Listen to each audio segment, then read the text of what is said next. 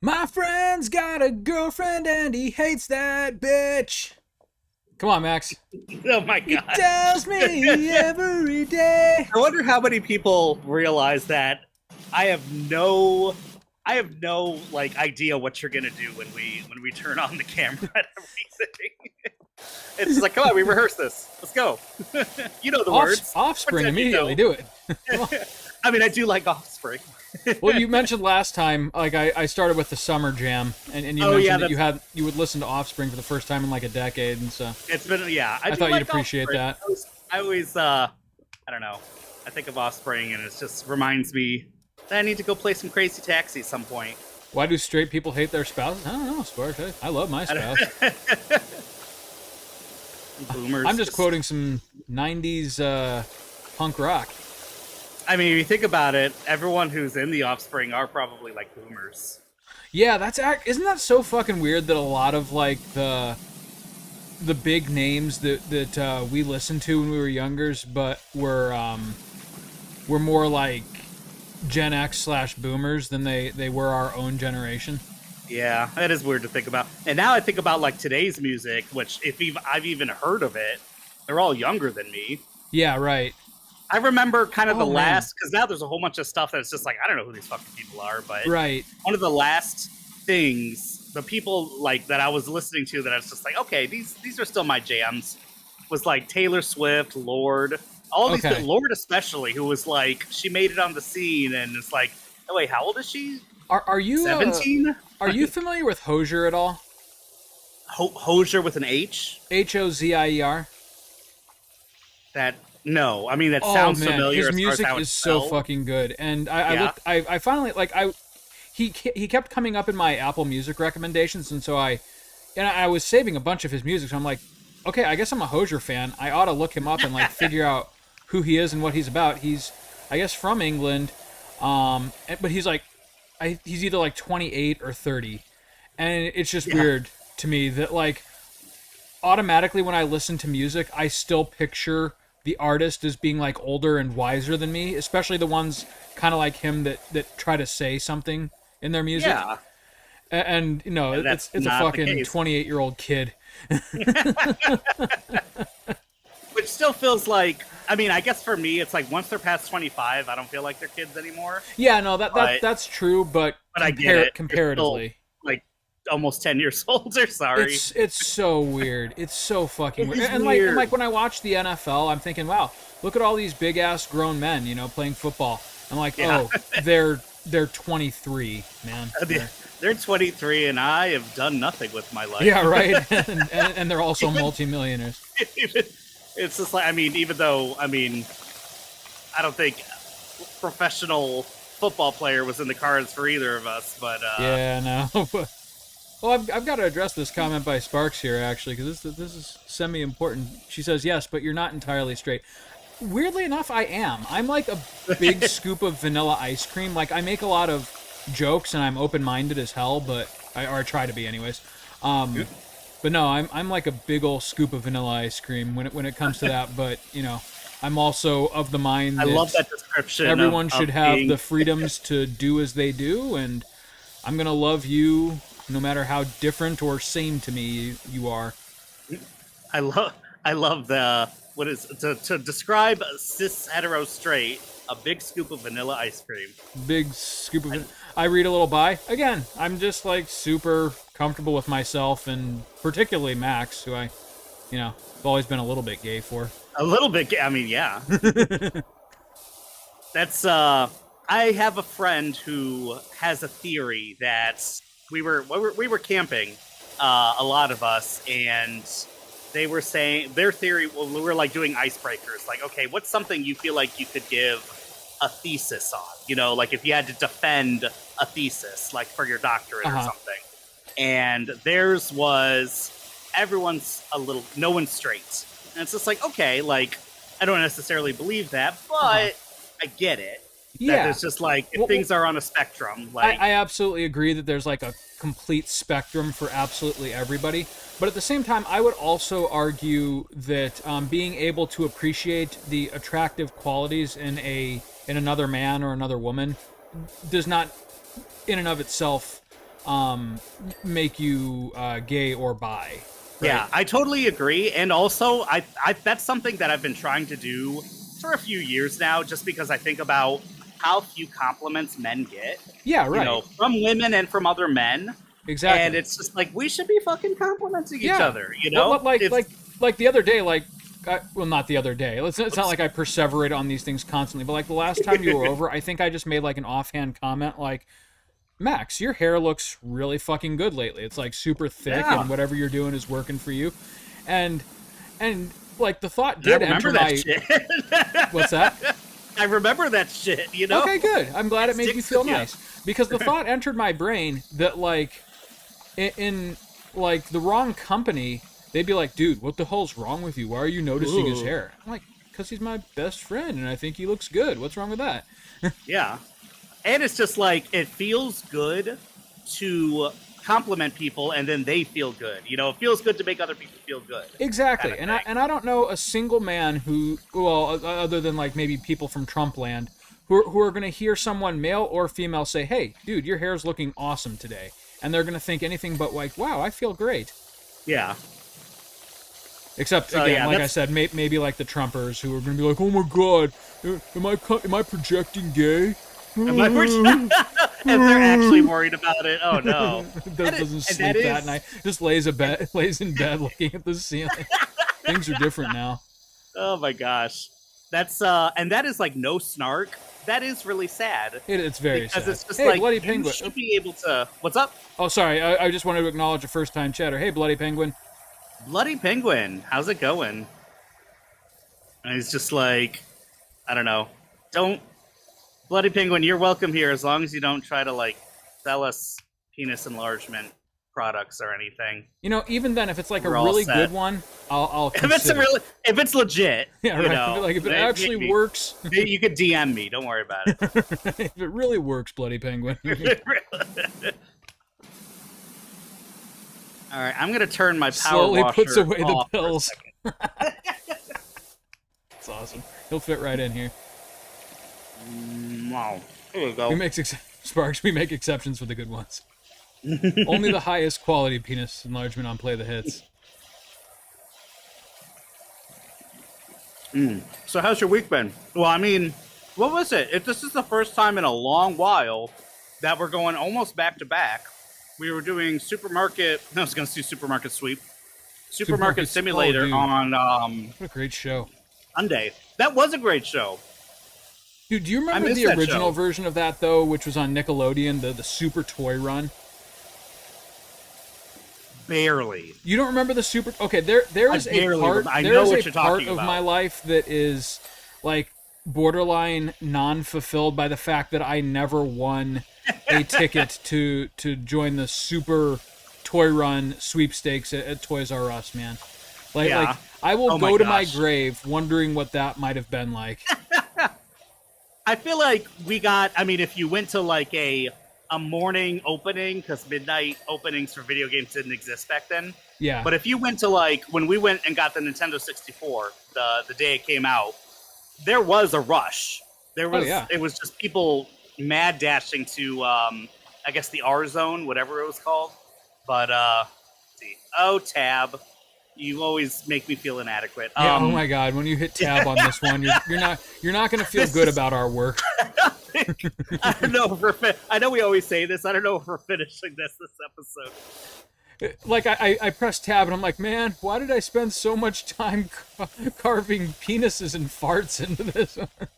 Yeah, I kind of just immediately just started going everywhere and being like, okay, let's... Okay, the question is, how effective is white? And the answer is actually really effective on the rubber mat. So that's going to be the way, is just to like do this vacuum cleaner style and run across with white and get the ground clean. Like run across it and then hit tab on the thing you just ran across and it doesn't clean it. Okay, I'm going at a steady pace, not like running, but... Okay, that works. You really got to do two passes unless you're going kind of stuff. I've been using green. I'm thinking I'm just going to go around the perimeter here, actually. That's what I was doing. Oh, nice. With like the black trim. You know, I just talked about how I like to give you compliments because you're my best friend, but you did a really bad job. You did. Oh, fuck you, buddy. You're welcome. You All right, fine. I guess green is better. You do have a point there. It's about the journey, not the destination. That's right. But yeah, the Super Toy Run. I got to perseverate on this a little bit because like I feel like I would have done it differently than a lot of kids. Like I had a whole game plan. Like if I ever won, about like what I was going to do, and that was basically just to blitz the electronics section and grab as many cards as I could, because you remember the safety cases, they would have the cards for video games. And I remember one time, I don't remember who it was or where he was from, but there was a little boy who did exactly what I would have done. And I remember seeing him like grabbing a copy of Chrono Trigger, and I was like, "Oh my god, kid!" Be like, you did the thing that I not want to do. bad, kid. I was about to say, would they actually allow something like that? And the fact that only one or a few kids did that, but it worked, it's like, oh, damn it, kids are stupid. I think it wasn't an actual Toys R Us. I think it was a stage set sponsored by Toys R Us. So, like, they only had, like, one Nintendo 64 in the house, and only, like, one copy of each game. But you could go for I don't even remember Toys R Us being a part of this show, but it was kind of like it was like a Toys R Us. I mean, it was a whole bunch of toys, electronics, and stuff. Yeah, man. Toys R Us, like, well, except we grew up around Toledo, Ohio, which wasn't the best. You could still get some decent finds in Toledo, but you had to look a little harder. And I do remember, like, when I learned about Chrono Trigger, it was like 2 years too late. Like the PS1 and N64 were big, and there weren't like any. There were substantially fewer Super Nintendo games on the shelves anymore, and I could not find Chrono Trigger anywhere. The first time I played Chrono Trigger was via emulation, but to see that you kid, tell me that, I always forget about that. Yeah, to see that kid grab it though off the shelf on the Super Toy Run, I was like, hell yeah, living my dream. Yeah. That was the same with me. I always forget. Like, I keep thinking most people I know played Chrono Trigger when it came out, but it's like none of my brothers did. I didn't. Yeah, I didn't even hear about it from you. Like, I really didn't know about it until after the fact, when I was kind of like exploring. Well, they weren't forums back then. They were like random fan sites, and so like I found like a Final Fantasy fan site that had Chrono Trigger on there. I'm like, wait, what the hell Final Fantasy was this? I don't recognize any of these characters. Yeah. And it was like learning about like this huge cultural event that I completely missed. Yeah. You don't get those too often anymore, but every once in a while it happens. No, it's like, harder to miss games anymore, especially ones that you're personally interested in, because you know, the one positive thing I'll say about like the whole algorithm approach to marketing is that, you know, like for things that I actually don't mind, like my Steam account, like I want Steam to know all of my interests, because I would really love to be recommended some niche JRPGs that I might have missed. Oh yeah, I've found some Metroidvanias that I wouldn't have found otherwise, because they're like these $10 games. Yes. That are just like, okay, yeah, and how many have I bought? Not a whole lot, but I have a lot of them on my wish list, you know? Exactly. And on the one hand, it's like kind of amazing. We sort of live in this weird alternate universe where all of a sudden, like, Metroidvanias are a dime a dozen, but the downside of it being what you just listed, which is that not all of them, or probably even half of them, can really be great. But yeah, that's true. But the ones that are good, like After Image, oh my gosh. I still need to play that. I think you do. Did you get that for me, or someone got it for me? It must have been me, because I remember recommending that to you. Oh wait, no, I did. I got it for you and Nick. I was about to say, like, Nick is somewhere just been motherfucker. Because you both play plenty of Metroidvanias. Yeah, I mean, it's not a bad problem to have. It is a problem, I guess you could say, that you have to sort through the shit and just get good word of mouth. Like, but there's people out there who do this for a living and put their shit on YouTube, and they're like, hey, this one's good. You just got to find someone you trust that this is their bread and butter, you know? You know what's kind of weird about Metroidvanias is that, like, unlike most genres, I feel like the graphics of a Metroidvania are a really accurate indicator of the quality of the overall product. Like, if they spent time a lot of times, yes. Like, if they spent time on the backgrounds and animations, then you can bet your shit that it's going to, at the very least, be a respectable Symphony of the Night clone. Yeah.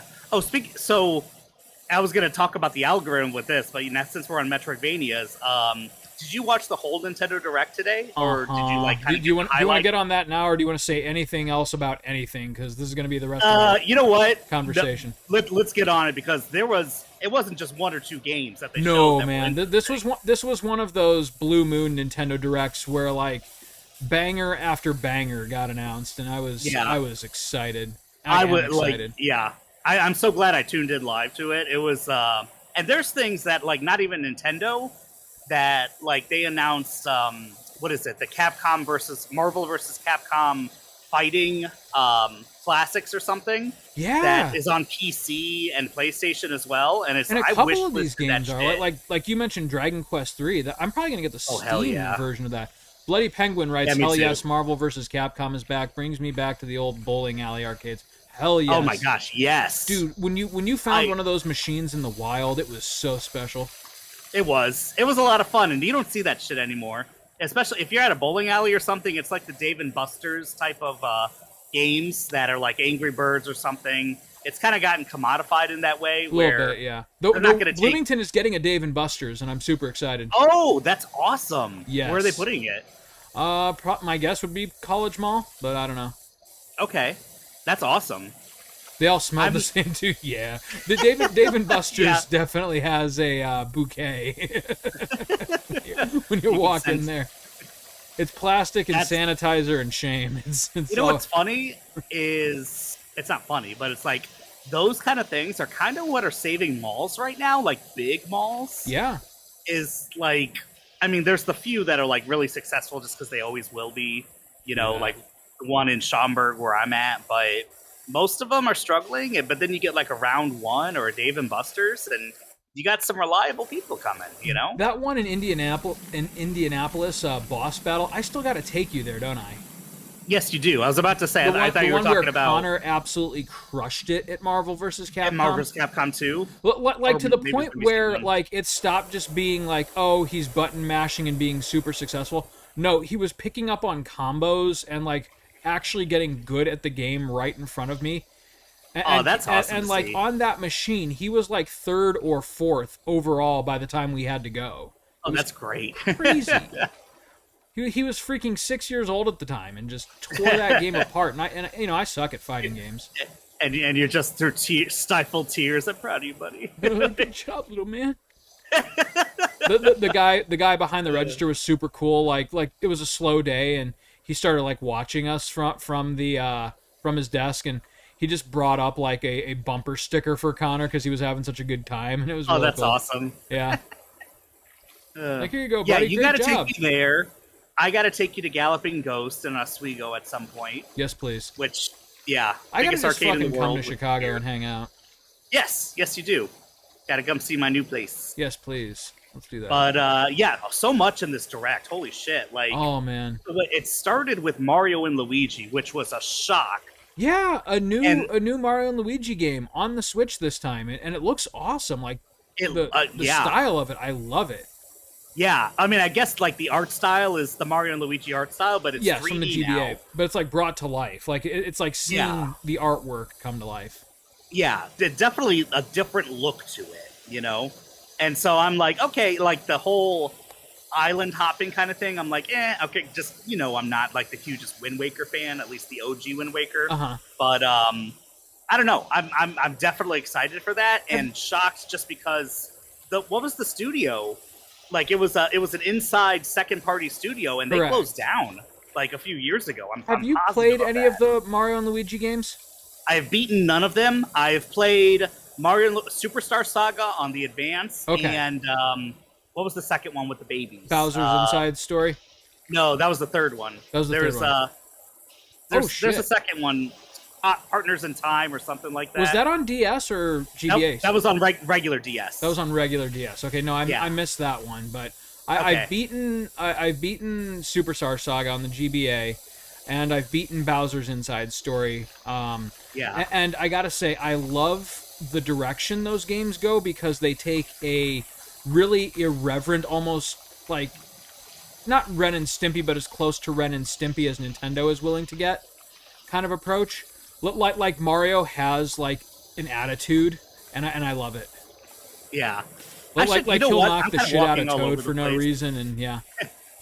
And the thing is like, one, they're kind of the fact that Paper Mario exists, and Paper Mario is very similar to the Mario and Luigi games. Yes, they have a similar combat system. Yeah, it's combat, and also the humor and writing too is very similar. The only thing is, like, depending on the Paper Mario game, they might really lean into, by the way, everything's paper, like, Yeah, and right. kind of focus on that a little bit, a little too much sometimes. Like, Um, if only you were a piece of paper can fit through this crack in the set. Like, all right. Yeah, but yeah, and so, but since they're so similar, I was like, they're probably and how much they come out with the Paper Mario games. It's like, yeah, they're probably not going to do. And the fact that the studio, I can't remember their names, Neither but can they I. closed down, and it's just like, yeah, they're gonna just, when they do an RPG, aside from like the RPG remake we got, Mario RPG, that was a shock, another So good. shock. I was like, it's just gonna be Paper Mario.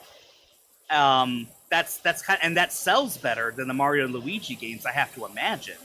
Like, so yeah, that was just like, to start the show with that, when that could have closed out most of their directs, I was just like, oh, this is fucking awesome. Like, and it's coming out in November? What? Yeah, I know. So- That's the thing that I love about Nintendo Directs is, you know, for all of Nintendo's, like, corporate evilness, like, Yeah. they have the best marketing department, which is that they exercise extreme restraint. Like, they never Yes. Nintendo Direct a game that's more than a year out. Yeah, From seriously. release. Unless it's like maybe Tears of the Kingdom, you know. Even and then, I it's feel just like a little that wasn't, tease. like, super far away from when it was announced. I think 2019 they announced it. Is that right? So 2023, yeah. But they expected it to release in 2022. Oh, but then COVID, yeah. But then a lot of stuff, yeah. But even if they stuck to that, that's what, almost 3 years. Which is an they acceptable development time for a game of that size. What I hate, though, Sure. is like the Square Enix approach, where it's like, oh, hey, we're working on Final Fantasy 17. We'll see you in 2030 with a Yeah. preview. You know, Which they're I hate becoming that. less and less like that, but I totally get what you mean. I mean, we've lived through so much of that. You're right. I And do they're feel doing like Square has learned a little bit from that a mistake. little but- bit. You got, what's his name, Kingdom Hearts guy, Final Fantasy, Tetsuya Nomura. Yeah, I mean- Nomura is like the biggest gift and curse of that company. Seriously, But like, and that's he turns out good stuff when he bothers to show up. yeah. When he bothers to finish something, Right. too. I should say when he has a team who like actually steers him in a constructive direction And you instead of like just see having all that. these big ideas. With like Kingdom Hearts is like his baby. I feel like Square is like, you know what, do what you Elder want. I know Scrolls we have 6, these yeah, that's right, deals- Bloody Penguin. Oh my god. the deals with Disney, but you even see with that, like, Disney is having less and less of a presence in those games. Like some of the non-mainline games, it's mostly just about Keyblade wielders, you know. Uh-huh. Which I don't follow Kingdom Hearts all that much. It's Me kind of a neither, though. I did clusterfuck. see like the But- entire freaking series just got dropped on Steam, which is kind of cool. You know what? I didn't know how recent that was. I didn't follow it. I was looking at like sales and stuff. There's a lot of midweek sales and maybe the summer sales going on right now. I'm not sure. I just noticed that there was a lot of sales going on. It was like, oh, Kingdom Hearts 1 and 2.5 remix, whatever they are. Like, Yeah, Dream Drop, basically- Destiny Distance, it's Awakenings, basically every single game. remaster, Pretty much. resynth. I don't Yeah. know. Like, Resynth, remind, yeah. yeah, And like I fuck was like, how Square's long has this naming been out? conventions to this day. Yeah. Like they're so bad. But yeah, you were talking about restraints with the Nintendo Directs, and maybe it's because, I don't know, Sony is also a Japanese company, so you think, is it Japanese sensibilities or is it just Nintendo? You know, where shit does not get leaked. I mean, stuff does. Shit gets leaked all the time with all Yeah. companies, But I feel a like lot the of stuff that gets today leaked did is all not. kind of like obvious stuff anyways, like, hey, they're working Yeah. on a new Zelda. Yeah, right? Oh, no way. No. Yeah, I mean, today, think about like There's no Mario word and to Kingdom Luigi. Hearts, that is There was correct. no leak. The Zelda game, there was no leak. Like, Dude, those yeah, were that all that was a surprises. bolt from the blue. Yeah, seriously. And I'm so glad that they're revisiting the Link's Awakening remake style. yeah, I love that, and they're. It looks like they're didn't making expect it. their own unique Hyrule for this one. Though I will say it kind of bears a resemblance of a Link to the Past. Like when they do the zoom out of the map, it's got a Yeah. similar layout to Link to the Past, but it's definitely not a one for one. Okay, I got to look at the trailer again. I definitely, just because it was exciting for one. Yes, But Sparks, new Zelda game, and you get to play as Zelda this time. yeah, right. So if someone's just like, "Oh, Zelda," it's like, yeah, you're right. It is Zelda. What I love about what they're doing with this is it's not like a Princess Peach game where like Oh it's yes. where, and don't get me wrong, those that was a pretty fun game on the DS, and I think Princess Peach Showtime looks pretty fun. But like it's not like Princess Peach starring in a Mario game. Like it's her own separate thing. Whereas this is absolutely a Zelda game from the top down, but you're not playing as Link for once. Yeah. Like And like the the system is world different. map, the dungeons, like the enemies, like it's all traditional Zelda conventions, but with the sole caveat that you're playing as Zelda, and so the way that you interact with and engage with the world and enemies is different. Yeah. It's and for me it's kind of like I probably am gonna miss the swinging your sword or maybe staff in this case. But I'll get used to whatever it is. Like You it know, definitely they- looks fun. Like It does. It does look very fun, but you're right. The one thing that I didn't catch or didn't think about until you said it, they didn't show her performing like a direct attack. no. But like she I'm summons wondering if that's things a thing. and uses them against enemies. So it's more like I did get some kind of like Zelda meets Minecraft vibes from it, but not in a wholly negative way. It's not like building things, sort of like Tears of the Kingdom is a central mechanic. It's more like creatively using environmental pieces to traverse. Yeah. I love that they put a collection mechanic into it. Yes. That it's I'm sure there's a lot of things that are like, oh, you didn't collect these things because you don't actually need everything in the game. Right, It's- like it this is an gives assumption. you freedom, like in the Breath of the Wild and Tears of the Kingdom thing, to kind of approach it how it makes sense to you, Yeah. which So is kind of crazy considering this is even though it's 3D, it's a 2D style Zelda game, yeah. and It's and they're pulling off essentially the same thing. Is it a stealth game? No, it's definitely not stealth. it's more which like- is good. Yeah, it's They more didn't like Mary Jane from Spider-Man 1 it, like which Yeah, kind no, of it's would have been a definitely little not that. offensive too. Yeah.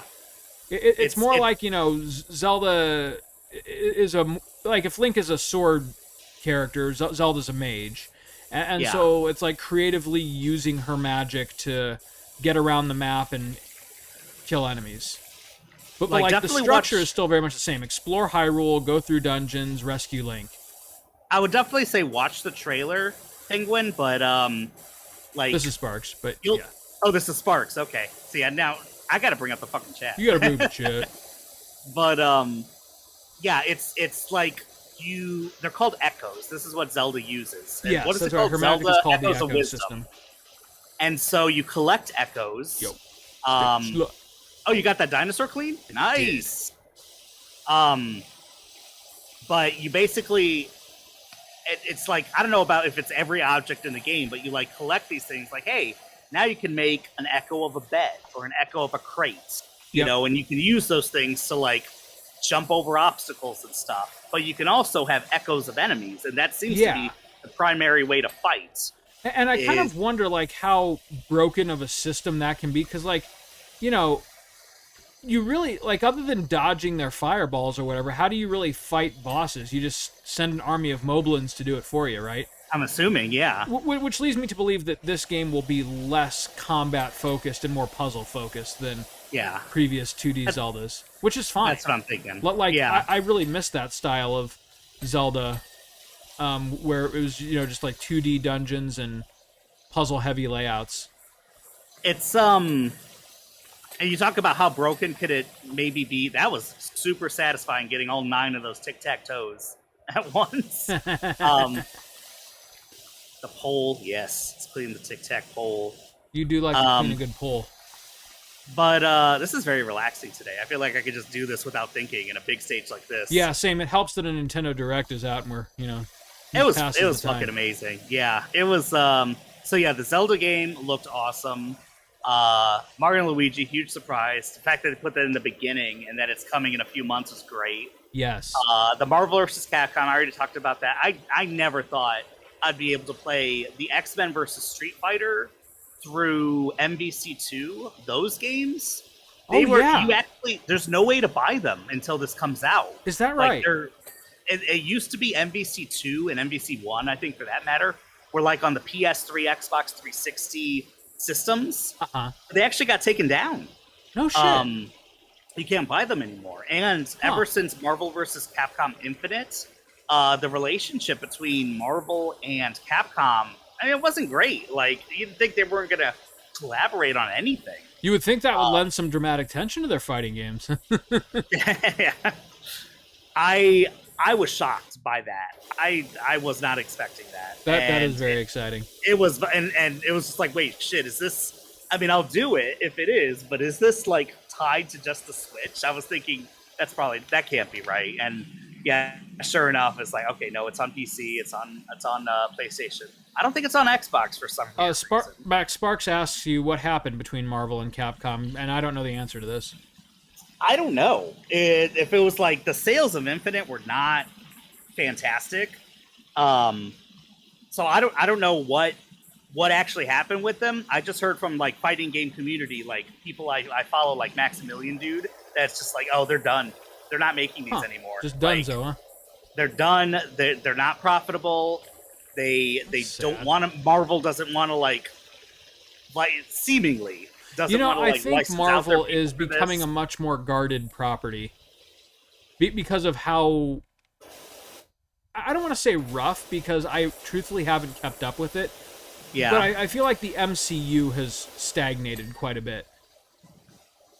Wait a second. Oh, never mind. When it said green circle, I thought it was literally all of the green carpet. And then like the Square Enix Marvel game from like a year or two ago, the Avengers game was kind of a flop. And so I feel like Disney might be kind of playing that franchise closer to the chest than previously. Mm-hmm. And like just really being, I don't know, more, I don't want to say deliberate, because from what I understand, their in-studio stuff isn't stellar right now. But I will say they're probably like trying to keep the Marvel brand more in-house than they had previously. So I wonder if that had something to do with it. Maybe. I think that makes sense. But also, when it comes to the video games, they typically have been licensing their stuff out. And for the most part, it's been good. I mean, a big exception was the Avengers, which is unfortunate because it was probably the one they put the most money into. And you know how like everyone was trying to do a cash cow, not gotcha game, but a pay to play. What do you call pay those? to win. I mean, maybe a little bit, but there's a name for live service. Oh, okay, yeah. Even though Avengers still costs money. Like, but at least it had a campaign that you didn't have to play the multiplayer, but that was the game. Yeah. Really, they wanted you to play the multiplayer. Penguin writes, it's interesting that it's not on Xbox. Sony is getting Marvel, and Nintendo is getting Horizon. That's weird. Yeah, that is weird. That's very weird. Lego Horizon game. Alright, opening up Twitch. Now, hold on a second. Like Horizon as in Horizon Zero Dawn? Yeah. Did you see the Lego game, Horizon? Oh, I was going to say, like, how the hell are they going to port Horizon 1 or Horizon 2 to the Switch? Like, I know they did it with Witcher 3, but kind of a different amazing beast. feat. Okay, so it's a Lego tie-in kind of thing. They could do, and sorry I'm not cleaning right now, I'm trying to find the Twitch app, which these are in alphabetical order, so this really shouldn't take me that long. Here it is. And search.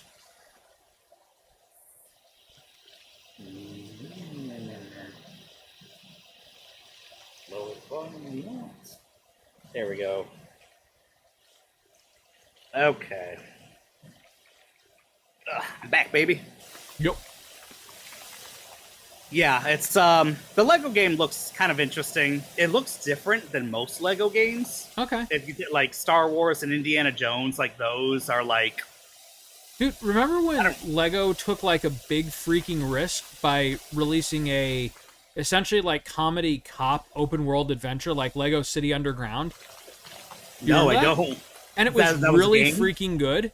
Was it? Yeah. It was this like the Lego era? GTA, but because it was Lego, you played as like a law-abiding person, but it was really good. It was an open world Lego City game where you When did played this as come a out? rogue cop, and it was funny and good. The I think Lego, it was the I think humor it was of a the Wii Lego U stuff. title that got ported to the Okay. Switch. Oh, on the Switch. Okay, more I believe recent it's than on I the thought. Switch. I could be wrong. Okay. Yeah, there's not many holdouts that are on the Wii U and not on the Switch. No, unless it's something with weird in like fact Star with Fox. Donkey Kong Country coming, I Oh, think that's yeah. pretty much it. I gotta say, they maybe because it would be a lot of work to like actually remake the game. I think they just up-resed it and maybe added widescreen support. Yep. But because I Well, looked 'cause at, I that was was like, this originally game a looks DS tough. game, right? Wait, what's up? Because that was originally a DS game, right? Donkey Kong Country Returns. I think it was originally a Wii game, but then it came out on the 3DS. It did. Which- You're correct. I don't know anything about the 3DS version, but I know the Wii version. I wanted to like that game, but you had to. I know the motion controls were rolling- shit. Tropical Freeze was substantially better. Tropical Freeze. I haven't played that much of that game. I played a little bit with you, and yeah, that game's amazing. I It's really I real need to beat that freaking game. good. I need to buy that game and beat it. Is there online co-op for that game on the Switch? Because if so, we should do a play the hit series No, of that. I don't think so. That would be so good if it, That would be awesome. And we still need to beat Donkey Kong Country 1. we do. But like I for love the Nintendo's Donkey Kong future Country endeavors, like they've got so many iconic properties that are perfect couch co-op games. Like, why not just have a bare bones like join a friend and do 2-player mode in all their games? Yeah, Except for like, Zelda I and hope Metroid. I mean, they're getting a little bit better with that. they are. Which weirdly, whoa, Dude, when we tag that was team this shit. satisfying. That was very satisfying. But they're getting a little bit better, and weirdly, you're seeing a lot of movement with that in their retro games that they have on Nintendo Switch Online. It's just like, Yes, hey, isn't here's that Perfect weird that, Dark, like, and there's all of a online sudden- co-op multiplayer. Yeah, like all of a sudden there's a boatload of old Super NES games that we can online co-op. That's awesome. Yeah, I love the future that. sometimes. And I don't know. I hope they keep those sensibilities for most of their games that are coming out. If they come out with a new Donkey Kong Country, which it's crazy, isn't it crazy? Like as much as that series, like Lego I love that Metroid, series. Lego There's Hades. I literally would go only for that 5 sparks. games, Yeah, and 3 of them are on the Super Nintendo. I know, right? Lego Metroid, Lego Hades, LOL. Yeah, I would go for those. Lego anything where it's just like if you're killing a bunch of things and they translate it to just like Lego pieces being strewn everywhere. Yeah, right. Yeah, I'm all for that. That's Dude. Get, Hear me Give me out. that. Hear me out. Lego Doom. I mean, it could work. It will It could work. work. I want to see Doom Slayer just ripping apart Lego people. Oh, I'm getting away from the Nintendo Direct a little bit. Did you see any announcements from the Xbox showcase last weekend? Not really, but only because I'm so detached from Xbox. Yeah, I And totally a get lot that. of the stuff that comes out for them tends to also come out for PC and PS5, Oh, so for sure. I catch it eventually. Yeah, and they're literally that's part of the strategy now. Maybe not with like Gears of War or Halo and stuff, but they literally have something they've talked about publicly called Project Latitude, and Okay. what that is, it's a push to get more of their exclusives onto other consoles and PC. And it's just like That's okay. the wave of the future. That's going to be the Yeah. only way to Yeah, survive. it is. Coming It up. is. Like, have a console, but just make peace with the fact that if you want to maximize your profits, you got to understand that not everybody is going to have that console because there's just the market is so They're expensive. glutted with options that Yeah. like, everyone has either a Steam Deck or a PC or a PS5 or a Switch or an Xbox or a combination of some of these. Like, if you release a game that is exclusive to the Xbox, you are shutting out like 60% of your potential market, like, at least. And Bloody Penguin, I would agree. Like, for me, I mean, I was the Sony pony when the PS1 came out, but then the 360 got a year over the PS3. Like, it came out a year early. The 360 so was an anomaly, yes. Yeah, it was their best. It was when they were on top. Absolutely, and I think the PS3 ended up winning at the end of the generation, but wait, really? Xbox, I thought it was more like they came back and limped across the finish line. I think they sold more PS3s than Xbox 360s. No kidding. I know. Well, I know Japan. They got aggressive with it. Yeah. They got aggressive with the pricing. When the Slim came out, I remember that. That's when I bought one. Okay. But I got my first gen fatty with all the backwards compatibility and never look back. Yeah, and seriously, it's like, keep that thing because one, they still go for a pretty penny, and two, to play PS1 and PS2 games natively. Yes. There's not a whole lot of choice. They really went further than they had to with that, like not making it just a built-in emulator, but essentially that console was 3 consoles all of them in one. Yeah. It literally has a PS2 in it. It has a PS2 in it, which in turn ran native PS1 games. So yeah, it was nuts that they did that. And it was like, and they knew it was nuts, which is why they stopped doing it. yeah, which and $600 for that thing, like, which, don't get me wrong, in freshman year college, Chris money was a lot, but still worth it. Yeah, I get it. It was, but yeah, I was the same way with that generation where it was 360, and then by the end of it, I was playing more games on the PS3.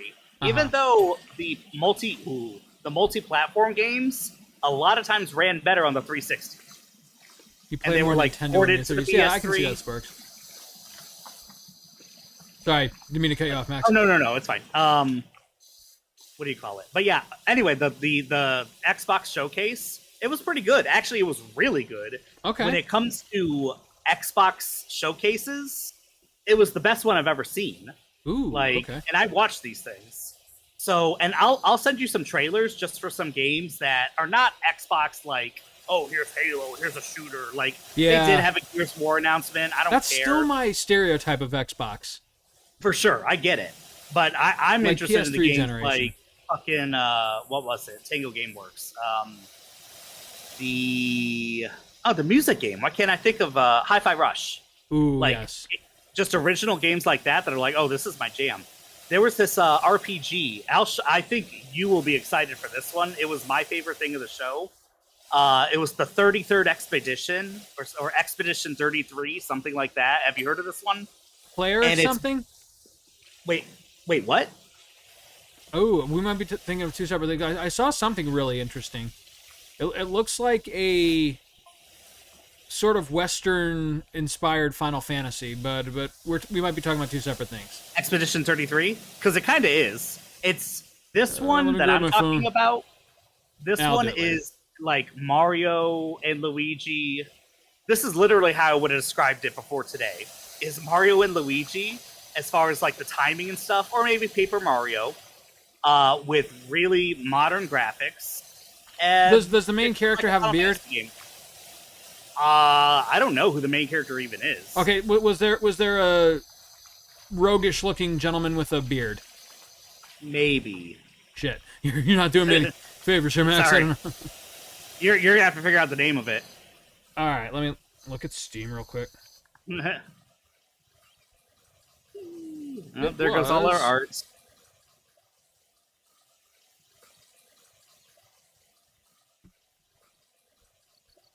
This is all being broadcast live, by the way. Go to my wish list.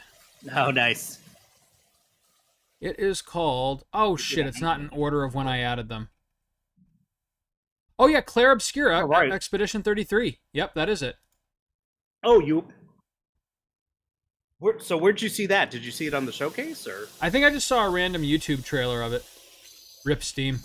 Gorgeous as Leaked. hell. Yes, indeed. I'm glad it's coming to other things aside from Xbox. So that was the first time it was showcased, was at that Xbox showcase. And I was like, okay, is it coming to... No, it's coming to Game Pass as well. So if you are part of Game Pass, which I'm not right now because Game Pass PC is just so fucking annoying with its glitches. Oh, really? Yeah, it sucks. But that's too bad. When a bunch of stuff comes out, I'm gonna join up again for like a couple months so I can play Expedition 33. I'll probably play the new Doom game because why not? What was that one? Doom Dark Ages or some shit? Yeah, that's gonna be pretty cool. With the Captain America shield, yeah, I'm all for that. It was what I love is how, like, for a minute you're not quite sure if it's like, what if Doom was set in the year 600 AD or something like that. Yeah, but it's still very much Doom. It's just they've added a couple castles to it. Basically, yeah. Yeah, there's not much to it, but it's more Doom. It does not deviate as much as it first appears, but they do add some interesting gameplay mechanics, which for sure is going to be cool. The Doom Renaissance that we're in right now is so great. Like, modern Doom is just really good. I love that that's happening because like Doom 3 happened, and Doom 3 was great. It was, but it was too different. It was very different. It was going like it's how I think old id Software was gonna take Doom as more of a horror game. Yeah, because it's not like the old Dooms were horror games, but it was more about like the scariness, like these are fucking demons and you're in hell. Yeah, and it wasn't so much like a rock and roll, fuck yeah, let's go kind of thing, like it kind of is these days. Oh, absolutely. Today it's it's a cliche, but it's a good cliche. Like, Doom 3 is like you're trapped in a room full of demons, and modern Doom is your demons are trapped in a room with you, right? Yeah, basically. I was like, wait, what is this? What is going on here? This is just under the monkey bars, like extra cook.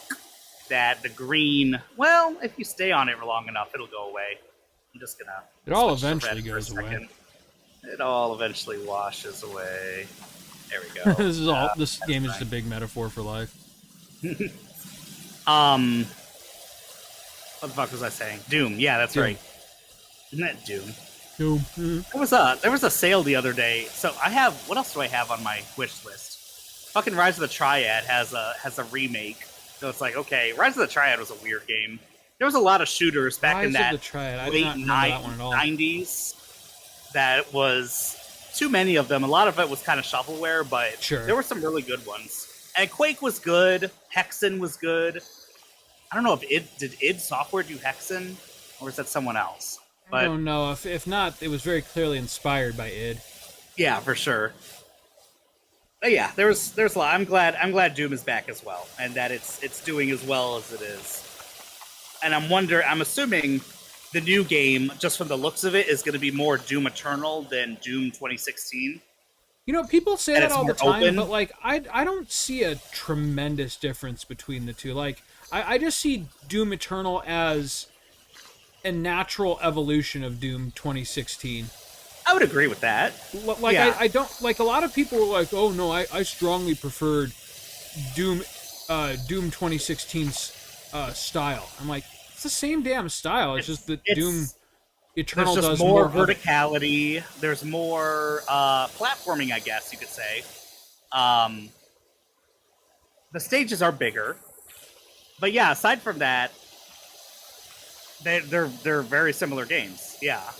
And I would agree that it's just like it's an evolution. It's kind of a natural progression. Yeah.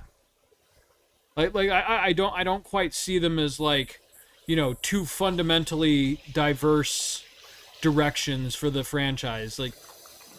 Like some people claimed at the time. So also, I don't know if it was our first time seeing gameplay. I think it was. We already knew it was happening, but the Dragon Quest III. Yes, 2D, 3D. That was probably the big one for me. Well, I think that and Prime were tied, but let's talk about Dragon Quest first. Go on. Seeing that, I was like, okay, yeah, this game is gorgeous. I love that. I was a little worried for a while. It was stuck in development hell. And so I was really You've been hearing thrilled about it for to like see 2 years or something, right? Yeah, Like, they like announced it, I think almost 3 years ago even, and we Wow. just never saw any more on it for wait, ages. sorry, I think I just like got rid of a little heart that was drawn in the dirt, but it was like a perfect heart. Huh. So if you did that with the red I've been nozzle, drawing good is job. buttholes and penises. So. Okay, maybe I imagined it. Just this like bright little ray of joy in an otherwise Maybe I'm a little stained delulu. world. And I saw like a nut sack, and I was like, oh, a heart. Right. Aw, Chris. Oh, Chris. Ugh. Oh, Chris. But yeah, that's yeah, game looks gorgeous. I was a little like, when seeing the trailer and the fact that the art started like expanding out, I knew exactly what that was when that started. I was like, oh shit, they're gonna do 1 and 2. Yeah, I know. But, when they introduced the series theme for the first time instead of like the Dragon Quest 3 specific music, I'm like, yep, I knew it. That might have been one of my happiest moments in modern gaming was oh my god, seeing that's awesome. that happen. And yeah, you should be talking about this because I'm not the Dragon Quest guy. Oh, Dragon Quest, man, I love it so much. That's your baby.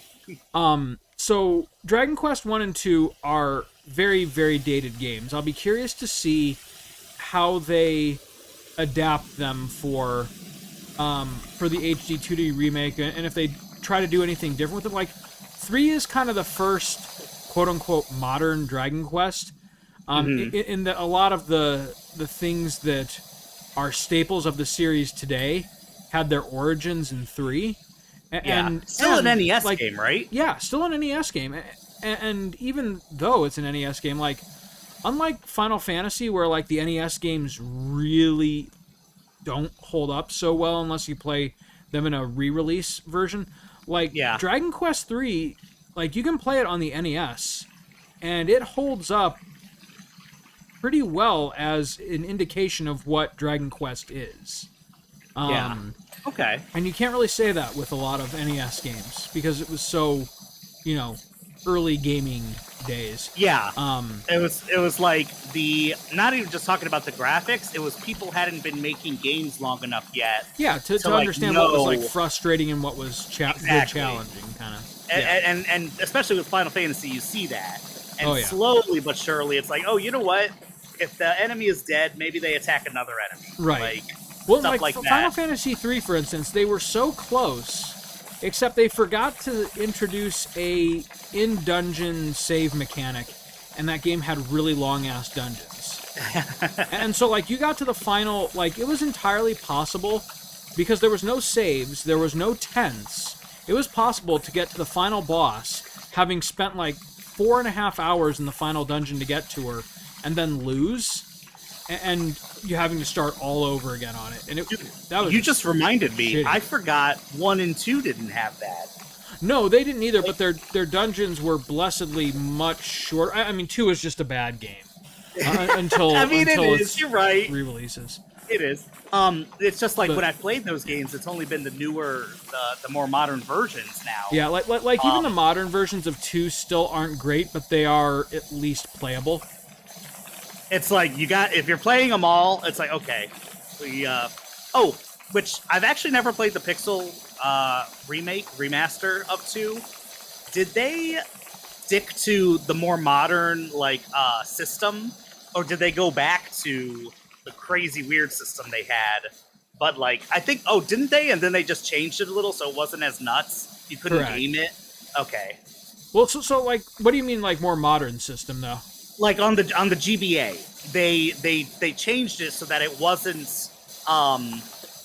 like, oh, you use this a whole lot, well, we're gonna give you more of that. It was, I think it was that was still on the GBA. Yeah. Was it? Yeah. They never created like a more traditional level system for 2. I thought they did on Dawn of Souls. No, they just made it substantially less punishing. Okay. Whereas the Pixel remaster kind of strikes a little bit of medium. Like they took out the frustration of the NES version, but it's still slower going than the GBA one. Like the GBA one was like, what if Final Fantasy 1 and 2 were designed as, pocket RPGs that you played for 5 minutes at a time? Whereas the Okay. pixel Huh. remasters are let's keep it faithful, but bring in kind of modern conveniences so that people don't want to put these down. Yeah, like this was the original idea, Right. but let's make, if it's like annoying, let's change it so that it's a little more sensible. Which is kind of funny because one of the big critiques, which I actually share about the pixel remasters, is that they don't include the GBA content. Yeah. But I can also see why they did that, because the GBA content really wouldn't work with some of these original systems. You'd end up broken and overpowered before the main story even ends. Like just to be ready for the optional dungeons. Well, but like thinking the about leveling was different, the equipment sets and their stats were different. was there any game on the GBA where the optional dungeon could be done before you beat the game? No, but that's what I'm saying. Like even in the main game though, they rebalanced so that you could go into the optional. Oh, okay, gotcha. Let's take one that we're both super familiar with. FF4. What's the general level that you would beat Zeramis at in FF4? Like 60 something. Yeah, like 60 something. In the GBA version, I guarantee you can do it at it was about higher. level 40. But I feel like you would get there higher. Well, yeah, it was easier to level up in terms of Level. XP, but the stats were rebalanced so that like at level 40 or so, like you didn't need to grind the final dungeon. Okay, yeah, Necessarily. that's true. But like Yeah, the even in grinding was easy reserved type- for the post game Yeah. in those. I remember Zeramis, even in the American Super Nintendo version, he was difficult. He was He could tough. be, yeah. Like if Big Bang hit you wrong, it was game Oh, over. yeah. Yeah. Oh, and then the DS version. Oh. I fucking love how difficult that game is. How I do difficult too. it Actually, I can be. really like it. What was I going to say? Oh, but anyway, so going back to Dragon Quest real quick. Oh yeah. As much as I'm absolutely going to buy like 1 and 2 HD 2D as soon as they come out, Yeah. what got me more excited was the possibility that they're doing all these and they may do a pixel remaster sort of thing where they just take the first 6 games and remake them all in that style. And I kind of think that if yeah. these are successful enough, they would do the Zenithian trilogy, which is 4, Which 5, one's and that? 6. 4, 5, and 6. Okay, gotcha. And those are just like chef's kiss Dragon Quest. Is games. 4 the one that's like extremely long, or is that 3? It could be, yeah. I mean, well, no. So the longest one in the series is 7, but Oh, okay. 4 was really long for an NES game. It was the last of the NES games, and it was a total departure from the first 3. It was the one where you had like multiple different characters, and the story played out from all of their vantage points before it came Okay. together at the end. Okay. And so it was really cool. It had 4, 5, and 6 all had DS remakes, but they were all done in the style of. It was actually kind of cool because they were all done in the style of Dragon Quest VII on the PS1. So it's sort of pretty weird because as it stands right now, Dragon Quest 4 through 7 all have a unified visual aesthetic, but then 7 got remade on the 3DS in the style of 8. which I is didn't kinda know. funny. That is. Yeah, but I It would stands by itself, right? It's just a standalone story. yes. So 7, 8, and 9 are all just standalone stories that have no interconnection whatsoever. 1, 2, and 3 are interconnected. 4, 5, and 6 are interconnected, and weirdly enough, 11, which is the newest entry in the series, is connected to 1, 2, and 3.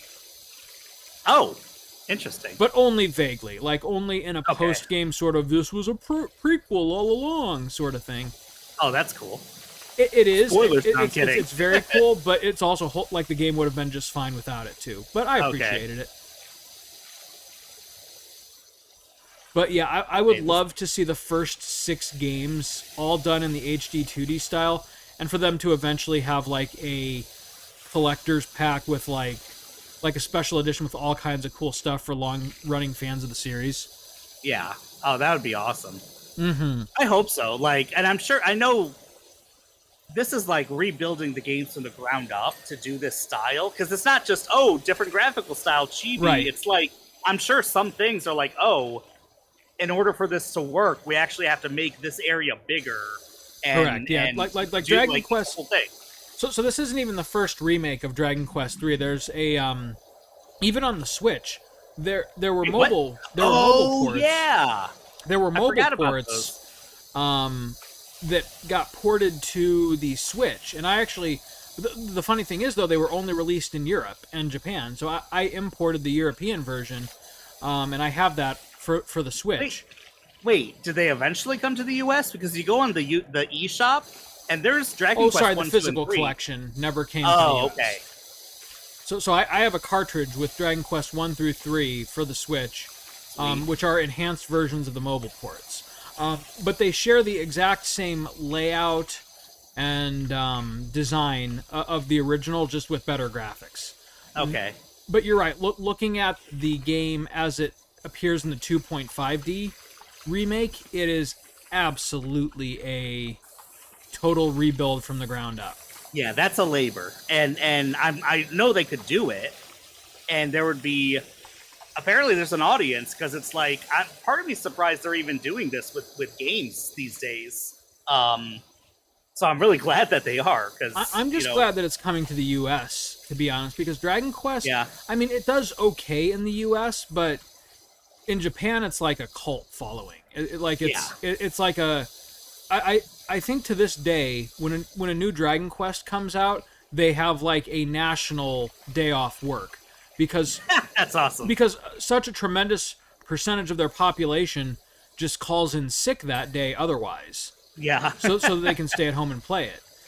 And that's just such a cool thing that, I mean, in America, we certainly have game franchises that are you got like really GTA. popular, but nothing quite like that, where like the whole nation kind of bands together and they play the music from the game at their Olympic ceremony, and God, that's awesome. like yeah, it's one like of the a coolest national things treasure. about this last round of the Olympics was hearing the Japanese music during the opening ceremony, and hearing like that Dragon Quest and Final Fantasy got included in that. That's did just not know crazy. that. That's Like, I awesome. never thought I'd see the day where something I was so passionate about became that culturally mainstream, like, yeah. and it's was not on like that stage. yeah, right. Like it was just considered a part of the ceremony, right? And Yeah. there were plenty of people who heard it and was like, oh hey, that's from those video games that everybody likes. And other people, it was just like, what nice music, But, Yeah. That's pretty cool. that was very Did cool. not know that. But yeah, so Dragon Quest, like I really really like it, and I'm very excited for 1, 2, and 3. But I'm hoping it leads to 4, 5, and 6. Yeah, I thought it was a little weird until I was told that 3 is a prequel. Correct. 3 is a prequel to 1 and 2, Oh, and then the 11 Nintendo is a Direct prequel actually to 3, is in there. which is weird. Okay, because it was like, why is 3 coming first then? Why would they do that? But it's like, okay, whatever. But That at the works. same time, playing 11 doesn't, even though it is in the finger quote sense a prequel, it doesn't add anything. Like it's not like something in 3 that never made sense before suddenly makes sense when you play 11. It's just like, oh, at the end of 11, there's some like world rewriting stuff that happens, and now you wake up and it's the universe of Dragon Quest 3. Like it's that kind of, like it's not even a spoiler to say because that's all there is to say. But yeah, I mean, speaking of which, play 11. It's not just it's not just like the best in the series. It's probably one of the best games of all time. Yeah. Oh my gosh. Like period. And now there's like the whole definitive version that like I forget what the Switch added, but then they obviously the graphics were not as good, but then they added it back into the Steam version. That has like the best of both worlds. Correct. I would definitely recommend getting it on Steam so that you can mod in the PS4 graphics, and then also you have the option to play it in 16-bit form, which is really cool. Yeah. But like they literally have the entire game on on that release in 2 separate visual forms, which is really cool. Yeah, that's nuts. Yeah. And don't get me wrong, the 16-bit version of it is so long goatsy. The 16-bit Still what? Oh, it's so long goatsy. The Yeah. 16-bit version of it is really just there as a novelty. But at the same time, if you wanted to play through the whole game in that style, way. that is your decision. It's there for you. Which is, Yeah, that would be a second They didn't have to playthrough do for me. that, but they did. Okay, some of this stuff is really hard to get to, actually. Yeah, I know, it's kind of a pain in the ass. I'm thinking this is going to have to be a twofer. I think so, actually. Because we're coming up on what? We're only at an hour 05. I can do maybe 5 or 10 more minutes. I've got an early morning study that I'm leading, so. Oh, gotcha. What was, I was like, what else was there that was announced? I know there was a few other things, but the reason I say big one. a few more minutes, we still got to talk about Metroid. Exactly, yeah. I'm just so happy. Yeah. Both Dragon Quest 3 and Metroid Prime 4, I thought were in development hell. And Yeah. I was just, even though we really didn't get to see a whole lot of gameplay, I was just happy that it exists and it's coming. Yeah. Because the longest time, all we ever had was that title card. Yeah, and it was in development hell. It was, I forget which studio was doing it before Retro took the reins again. But whatever was going on with it, they're like, we're starting from scratch. What, 3 years ago? Something like that, yeah. So yeah, definitely in development hell, but not where it wasn't ever going to go anywhere. We knew, especially in Retro's hands, it was going to come, but no idea when. Right. And yeah, when Sparks, that was gonna I can see Sparks' point, but at the same time, that was kind of the climax of the show. In an already really good Nintendo Direct, that was just so edifying to see. Yeah. Even before Prime 4, they showed that, I was like, this is a great Direct. Yeah. And then they did that, and I was like, shit, all right. They were pulling their awesome. punches.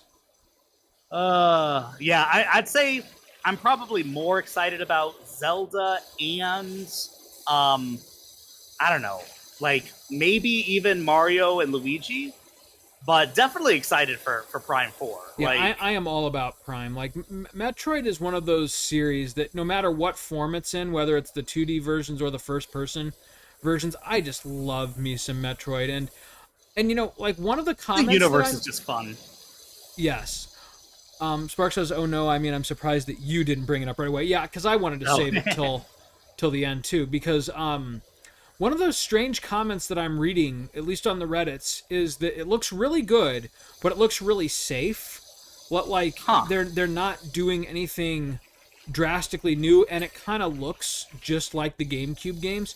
And to me, that's a strength. I was about to say, I agree with that, and I think that's awesome. Yes, I do.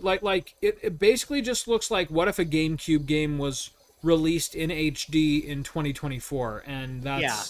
And it's I saw seeing it was just okay, we're doing the scanning, we're doing the set pieces that are scripted, when Samus is going in the morph ball above all this fighting and stuff. It's okay, this is more Metroid Prime, know, and I'm totally fine with that. That's not everything needs to be a huge series departure, massive overhaul of the gameplay sort of thing. Yeah. And I can sympathize with people who, after the Metroid Prime 3 was released in 2008, 2009. Probably 2008 or 9. It was while we were in college, so yeah. Yeah, for sure. So it's been a long time. So I can understand the feeling of those folks who would like to see them take some risks with it or do something altogether different. But at the same time, I just want to go on another adventure where it's very distinctly Metroid Prime, and I'm glad that is for sure what we're getting. And whatever they add to it, whatever they changes they make, what they chose to reveal is that this is very much the Metroid Prime that you remember. Yeah. They wanted you to know that it's coming and that it's solid and that, yeah. That's exactly what I was getting from that trailer. It didn't show us everything, but it showed us enough that, yeah, hey, this is this is kind of what most of you are expecting it to be. This is Metroid Prime, and it's coming. And Exactly. that's enough for me. That is more than enough for me too, and I'm really like it's gonna be a day one purchase, and I'm gonna go ape shit. We'll probably do it on Play the Hits. Looking forward to that. Speaking Yeah, of that's which, we got to stop doing Metroid Prime 1 dirty and finish that one. Oh yeah, that's true. We didn't finish that up yet. No, we did not. Ugh. No, we. Are you playing that? How do you play that? Do you play it the trilogy style with the pointer controls? Oh, on the Switch version, I just play it with the new controls as like a standard FPS. The more modern control. Okay, gotcha. Which I think works great. Like, it's what the GameCube would have done if it had like a fully functional second joystick. Stick. Instead Yeah, of that I weird agree. C-stick. Yeah. The C-stick was, interesting. It was an interesting choice. It was a choice. It was a choice. Kind of like that weird ass like nub that they put on the 3DS XL. Like, oh yeah, dude, that some games required. Yeah, just give us a fucking second stick. Which is another reason I'm so thrilled for this kind of renaissance of Portable non-major developer handhelds that we're getting. Yeah. Because you can buy devices that are essentially like Nintendo Switches in a more pocketable form.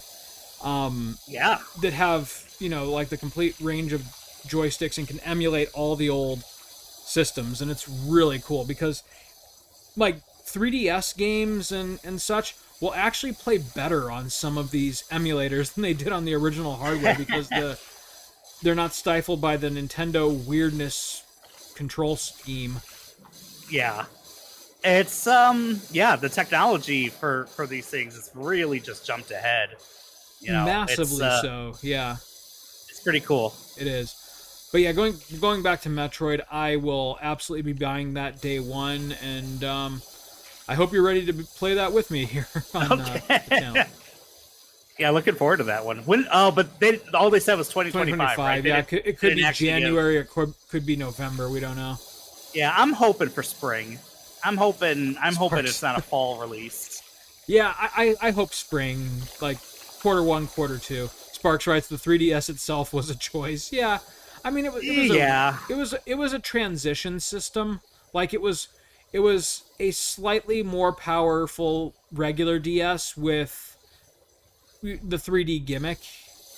That was a gimmick that like I feel like no one used. No, but by the end of its life, though, it had some really good games. Yeah, for sure. And the fact that they were even able to include like a couple of Wii ports on it was really impressive. Oh, like what? Donkey Kong Country Returns. Shoot, hold on. Gosh darn it. There were a couple. Hyrule Warriors. Right. Like yeah. I can't believe they put that on the 3DS. I forgot about that. Yeah.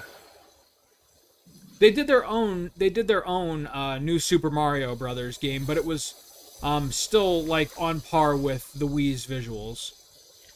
Oh, they had Super Mario Brothers 2, the Golden Coins one. Mario 3D Land. Oh, Mario 3D Land, yes, which inspired Mario 3D World for the Wii U.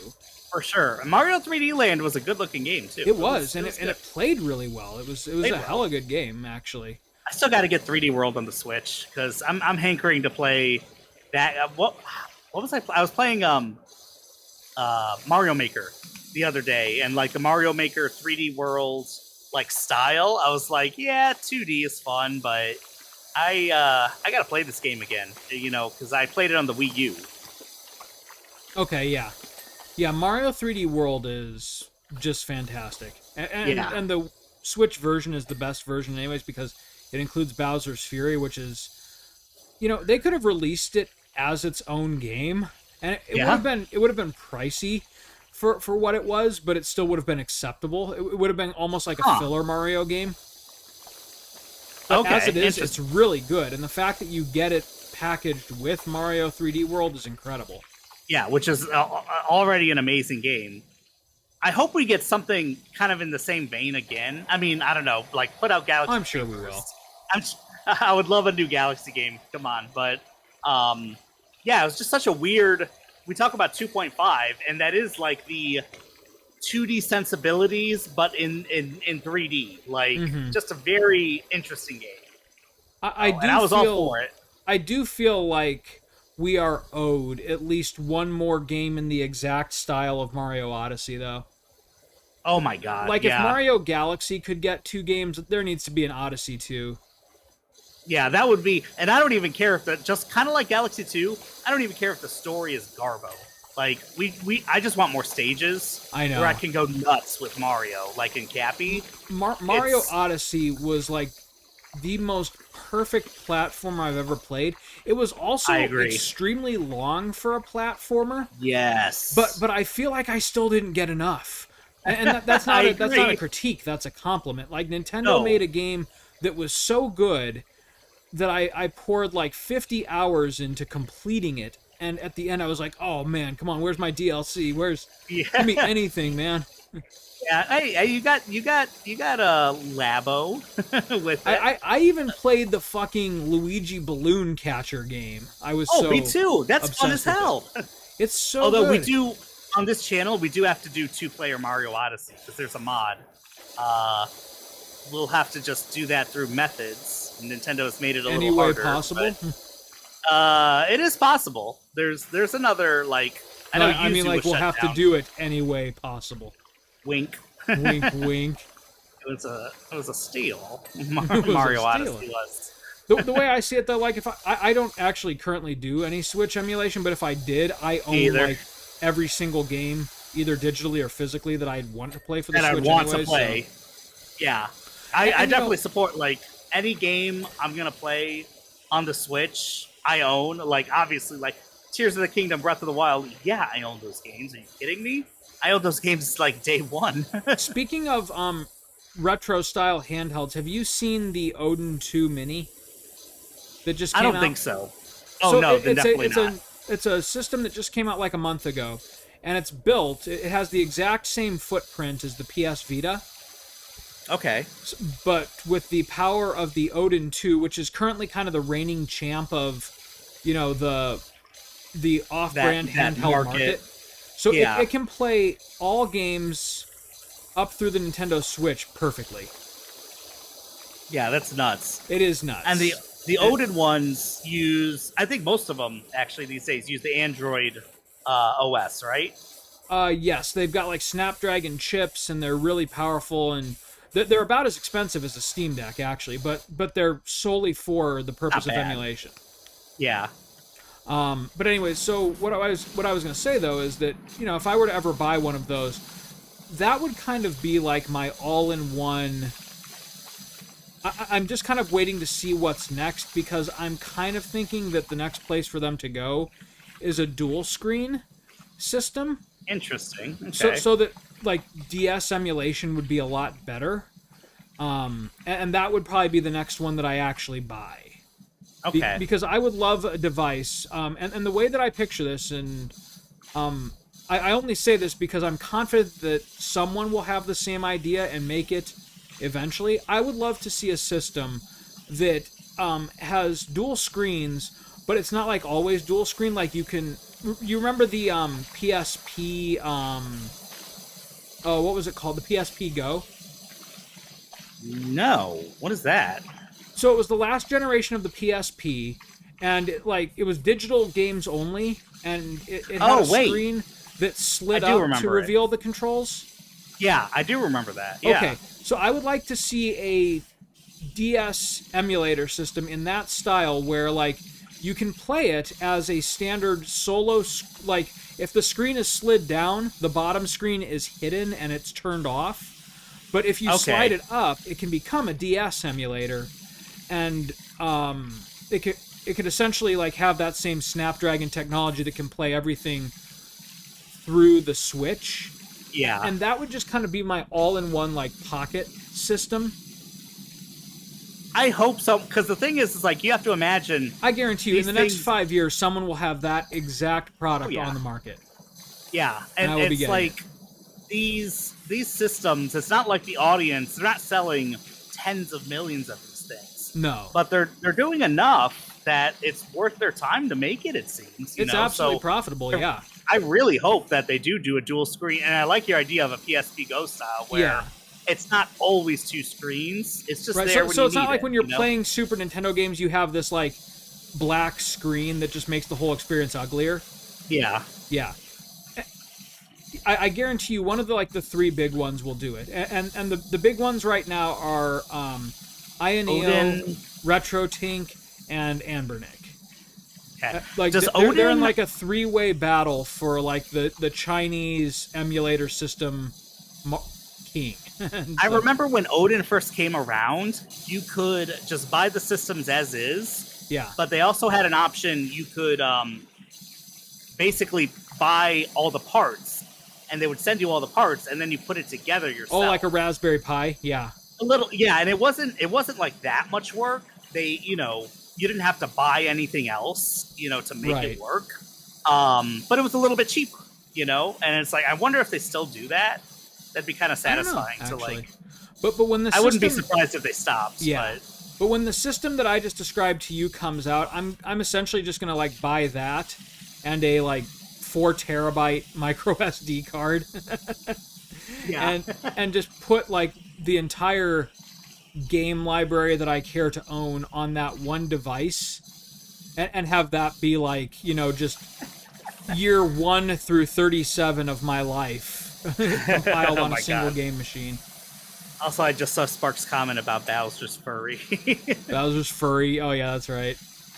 That is true. He did become a cat for some reason. All right, Max. Well, we've had a good time talking in Nintendo Direct, and we're only 88% cleaned.